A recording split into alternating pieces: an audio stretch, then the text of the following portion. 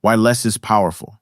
Doing more things means you're likely to do a lot of unimportant things, and you'll be overworked and stressed at the same time. The 6 principles of simple productivity. Set limitations. Choose the essential. Simplify. Focus. Create habits. Start small. Choosing the essential and simplifying. Choosing the essential. A series of questions. What are your values? What are your goals? What do you want to achieve in life? How about over the next year? How about this month? And today? What do you love? Think about what you love, who you love to spend time with, what you love doing. What is important to you? What has the biggest impact? What has the most long-term impact? Needs versus wants. Eliminate the non-essential. Continual editing process. Simple focus. Focusing on one task, single tasking. Multitasking is less efficient due to the need to switch gears for each new task and then switch back again. Multitasking is more complicated and thus leaves you more prone to stress and errors. Multitasking can be crazy-making, and in this already chaotic world, we need to rein in the terror and find a little oasis of sanity and calm. Here's how to single task instead. First thing in the morning, work on your most important task. Don't do anything else until this is done. Give yourself a short break, then start on your next most important task. When you are working on a task in a time block, turn off all other distractions.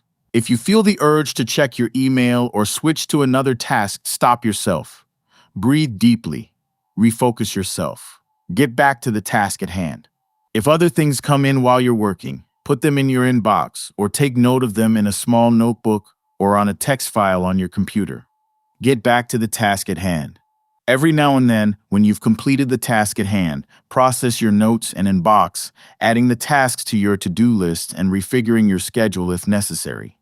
Process your email and other inboxes at regular and predetermined intervals. There are times when an interruption is so urgent that you cannot put it off. Make a note of where you are. Take deep breaths, stretch, and take breaks now and then.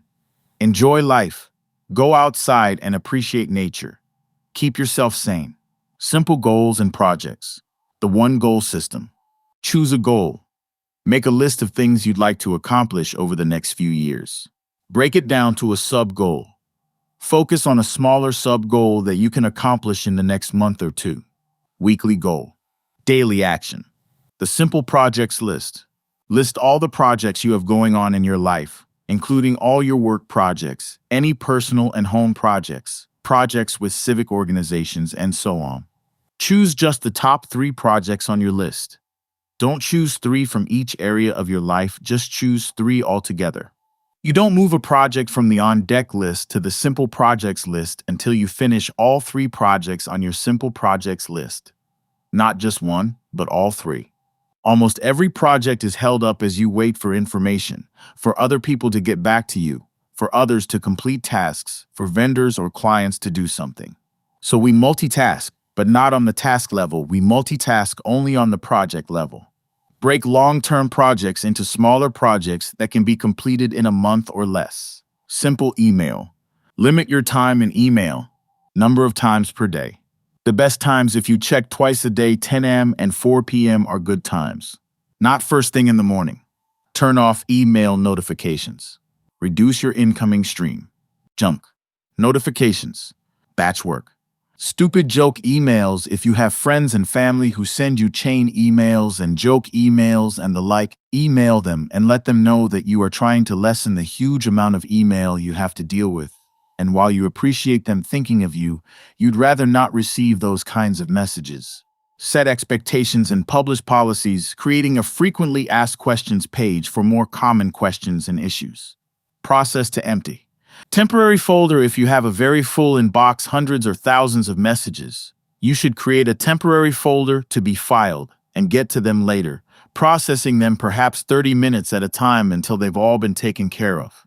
Have an external to-do system.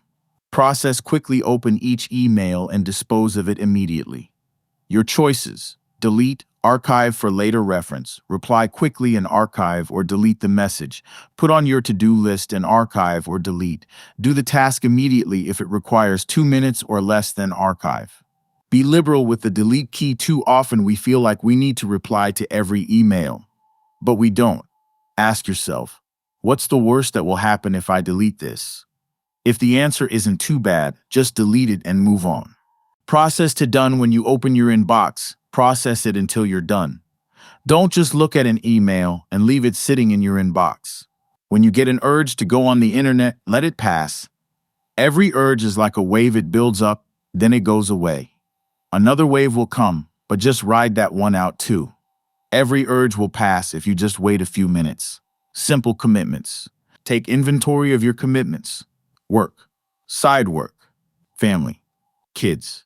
Civic, we may volunteer for different organizations or be a board member or officer. Religious, hobbies, home. Online, we may be a regular on a forum or mailing list or Google group. Then make a short list of your 4 to 5 most important commitments. Begin eliminating the non-essential. Start with something small. Begin eliminating the non-essential. Start with something small. Call or email to send your regrets. Eliminate the commitment from your appointment and instead fill that time with something from your short list. Don't just use that time to watch TV. Repeat this process with the other non-essential commitments, one at a time, until you're done. Strive to eliminate all non-essential commitments from your list. Each time you cut a commitment, it may give you a feeling of guilt because others want you to keep that commitment. But it's also a huge relief not having to keep that commitment each day or week or month. It frees up a lot of your time, and while others may be disappointed, you have to keep what's important to you in mind, not what's important to everyone else. If we committed to what everyone else wanted all the time, we would never have any time left for ourselves. Learn to say no. Your list of commitments didn't become overloaded by itself. Those commitments were added to your life one by one because you accepted them. Someone made a request and you said yes, one commitment at a time. If you have difficulty saying no to requests, here are some tips. First, be aware. Learn to recognize requests for what they are: demands on your time. Consider your short list. Is the request in line with the 4 to 5 priorities you wrote out in your short list? Be honest. Tell the person that you're trying to cut back on your commitments because you've been overloaded. Be firm. Say, I just can't right now, and make it clear that you're not open to negotiation or persuasion. I wish I could. Often I will honestly tell the person, I really wish I could. It sounds great, but I just don't have the time right now. Don't be sorry. Nothing in this world has failed because one person said no to a request. If the need was great enough, another person filled it. Slow down. Slow attention. The projects we focus on are the projects that get completed. With the hectic pace of our lives, our attention is pulled in a million different directions all the time. Slow working. If you can focus on the important tasks and projects and keep your focus on those tasks, you will accomplish important things. In contrast, someone can work frantically for 12 hours a day, doing as many tasks as possible, and yet not accomplish anything important. Slow eating. Take smaller bites, you chew each bite slower and longer, and you enjoy your meal longer. Good reasons you should consider the simple act. Lose weight. Enjoy your food. Better digestion. Less stress. Rebel against fast food and fast life. Slow driving. Driving is a much more calm, serene experience, and I enjoy it much more. Driving for me has become a time of contemplation. Here are just 5 reasons to drive slower. Save gas. Save lives. Save time. Start out a few minutes early, and you'll arrive at the same time as someone who drove faster, but started later, and you'll arrive much happier than that person to boot. Save your sanity. Huge drop in my stress level. Simplify your life. Reduce many other complications: the headache of accidents and speeding tickets for one. Going to the gas station too often for another. It can also improve the hectic pace of life. Here are some of the slow driving tips that have worked for me. Play relaxing music. Ignore other drivers. Leave early. Brainstorm. Keep to the right. Enjoy the drive.